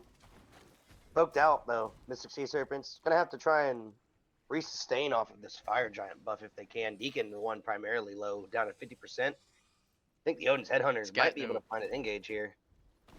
Yeah, Deacon's unfortunately is the only one without the Fire Giant ring around his waist. Oh yeah. A little bit of grouping around this Gold Fury though. I'm seeing the Ao Kwang over here as well. Headhunters have decided, Agni, you're an issue, and you're not gonna be allowed to walk around for free anymore. Karen ult's going to come through, and Thor's going to land on 2. Agni's one of the targets inside that Thor ultimate, and he will be able to get out of this one, but Cucullin being left behind here will fall eventually. Orion Pax picking up 6 point. Kuzumbo diving in deep, getting that ultimate onto 4 members, and now Hachi trying to find a kill. Jolly Green will take him down, and Ganesh lifts with barely any health to his name, and still able to dodge out these Kuzumbo abilities. It's only a matter of time, I think, before Savashine goes down here, and Odin Headhunters finding a fantastic engagement. Yeah, now we're starting to see a little bit of a lead come up. Headhunters find a really good team fight there. The Sea Serpents were split up pretty bad. Agni was already poked, and he dashes out, and you see all of your damage go away, and the Sea Serpents go in. Agni, again, taking some damage, but giving it back in return. Almost took that kill on Angelic Owl, and also able to put some damage onto the Ao Kwang. It's a back and forth affair between these two teams, and the Gold Fury gets pulled, but nobody takes it. Mystic Sea Serpents get the vision on it, though, too. Yeah. Headhunters looking to pull here. Maybe they're not gonna pull. Maybe they're gonna ward up. Going a little deep here. Deuce a dash down. Here's the pull. Maybe a little too late though. Yeah, everyone from Mystic Sea Serpents grouping up around it, and Odin's Headhunters decide to drop this one, realizing that this is a bit of a precarious situation with all 4 members around. The calling all the way in right lane, though, if they recognize this, might be able to put the gas down. Except for their solo laner's also missing, so maybe not. Ao Kwang gonna solo this Pyromancer. Oh, wow. And all of the Mystic Sea Serpents are falling off of the Gold Fury, too, so there's not even going to be a returned objective here. Yep, Headhunters are looming at this Fire Giant. That's the prize pick that they want. It's the pick they need to bust this game wide open. It's basically been a stalemate essentially all game long here. It's down to 50% as the Mystic Sea Serpents are wise to it and start stepping forward. Everyone of the Odin's Headhunters stepping out of the pit, though. Agni gets locked inside the Dharmic Pillars with the Thor, falling low, and 6 point picks him up. Agni's still alive, but not for much longer, as he goes up into the air and becomes that famous dragon snack.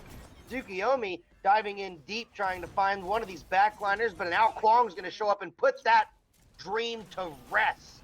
Charon still alive at no hit points to his name. Cucullin being chased around, trying to get some help from his tank. Fried Ice Cream finds a kill onto Lady Hokage. So a 3-for-2 trade. Odin's Headhunters are the ones with the deficit right now, but this Ao Kwang fights with the strength of 2 teammates as he keeps them at bay. Fried Ice Cream trying to find this kill, and it's just being a back and forth between these 2 DPS characters, but it's Fried that's coming out on top with the help of his support. Nash is going to have to dash away, and that's a three in a row? 3 in a row what? 3 in a row, he got a double kill. 3 in a row for Fried. He got a double kill in that last fight. He did, didn't he? Fantastic. Yes, he did. So a great play from the ADC of the Mystic Sea Serpents once again. Did it well last game, but can he do it throughout the rest of the game is the real question, as the Mystic Sea Serpents finally take this chance for the Fire Giant. It should go relatively uncontested. I mean, Thor's got Amble and Dawn. Kuzumbo's low, but, you know, do you go for this steal? EFG's in 40. He's too early. He might try to find a kill if he can, but he's too early for anything else. Hachi goes down very quickly, and it's going to be a fight for the Fire Giant here.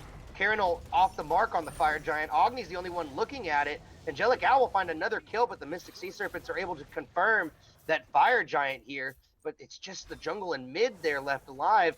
It's up to them to get themselves out. Thor falling low, but he's going to turn it back onto the Agni, gives himself away to take that belt off the Agni. Tsukiyomi still alive here. But with 4 members of the Odin's Headhunters, doesn't seem like a fair trade for the Mystic Sea Serpents.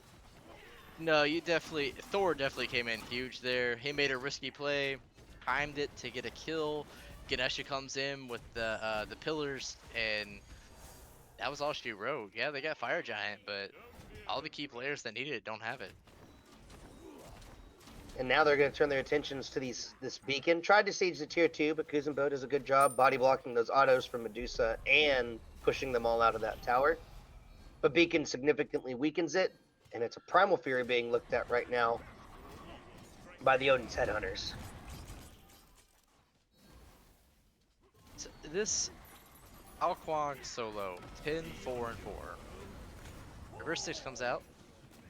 Comes out, not quite This- confirmed. Odin's Headhunters finally able to clean that one up. A very close one again. And it may turn into another fight. Orion Pax picks up Savashine, the one who tried to steal that one away. Tsukiyomi down to about 25%.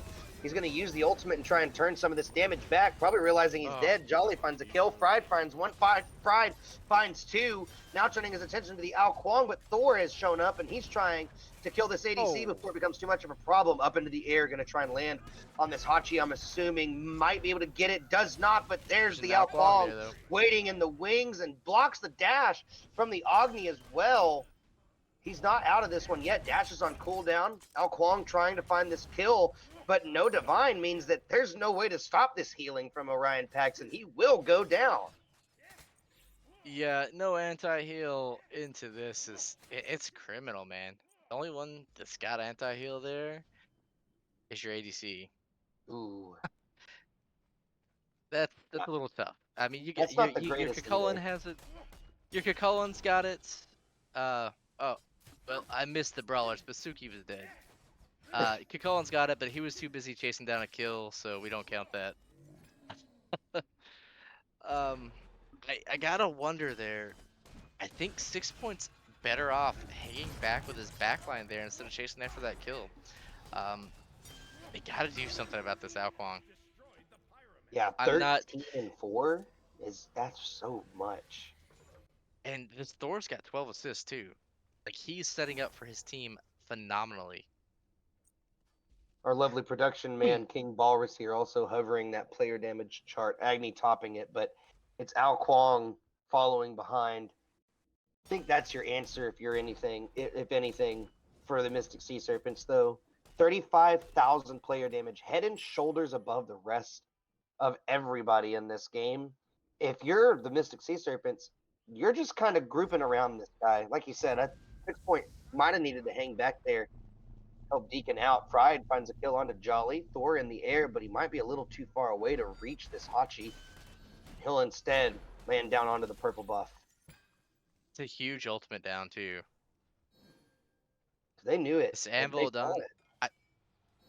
You know, Thor doesn't have a lot of player damage, but he's been a part of a lot of kills. So, yeah, tip for tat there. Seeing a far more amount of those what are they called there? It's bugging me. That item that got buffed. Bobble. Seeing a lot more Bobble this game. Oddly enough, Orion didn't build Bobble on the Odin last game, but Thor has the Bobble. Deacon also built that Bobble. So 2 in this game already. Thor with that item at 50% CDR, those ults are coming up on a 45-second cooldown. Yeah, it's a very good item on Thor. You know, especially with the hammer throw, man. It's literally on a 3-second cooldown with the Bumba's proc. Jungle and solo. Look, you gotta hit him. Oh. He got the beads though off Pride. It's an interesting way to do that. And Thor down as he tries to charge that ultimate up. No way out. Fried Ice Cream 11 and 6. It's a high kill game, and most of these kills are on one member of each team. Left side tower being looked at. Bomb getting used. It's gonna go down here in a moment. So at least one of these tier 2s is taken by Odin's Headhunters. This tower's gonna go down, but Sea Serpents are looking at the Fire Giant. Yeah, and they're going to go for the Phoenix as well. Solo laner for the Mystic Sea Serpents did back to try and defend this one. It's down to about 50% HP. Ao Kuang waiting, looking for this one as the ultimate from the Charon does some damage to it. He's trying to steal it away, and he will steal it away with the help of his mid laner. Odin's Headhunters take the Fire Giant and take the solo laner with them in the process. Yeah, that's gotta feel bad if you're the Sea Serpents. Great play. You know, Mm-hmm. You gotta. Gotta get that one It on feels lock. so bad. Yeah. Yeah, you gotta. Your soul laner pops out, right? Pops out of the ring, gets half health by this Charon ultimate, and then Orion Pax just comes in and says, "Okay, I'll take the Fire Giant and I'll solo your entire team while I'm at it." May not have been a complete, deicide, but it was definitely a TKO. And now they're gonna look at this Oni Fury as well, on top of having Fire Giant right now. This is gonna put a lot of pressure in these lanes. We're gonna see sieges here pretty soon, especially with this being an EFG. Odin's Headhunters may have a lock on this game as much as they have in these team fights. Yeah, Oh. what started off as an evenly matched game. Poor Suki catching strays here. That's not funny. Anyways,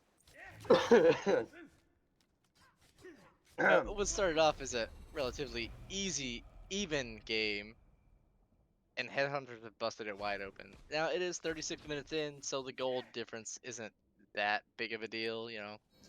Maybe some pots and some relic upgrades, things like that. But they are dominating these fights. ooh, pointed out there by the production, unupgraded are those two items. No glyphs yet. Looks like it's going to be a 4-1 split, one on the right, four on the left from Odin's Headhunters. And the diving into that mid tower already. Mia finds Angelic Owl, but Dharmic Pillar zones everyone off. Phoenix goes down. Medusa taking quite a bit of damage. Tsukiyomi gets stunned, though, by the Medusa and deleted by the ADC of the Odin's Headhunters. And a Karen ult will zone off the remaining members of the Mystic Sea Serpents. No attempt at a re-engage. And Sao Kwong's still over here as well. Gonna try and find a kill onto the Kukulin, maybe.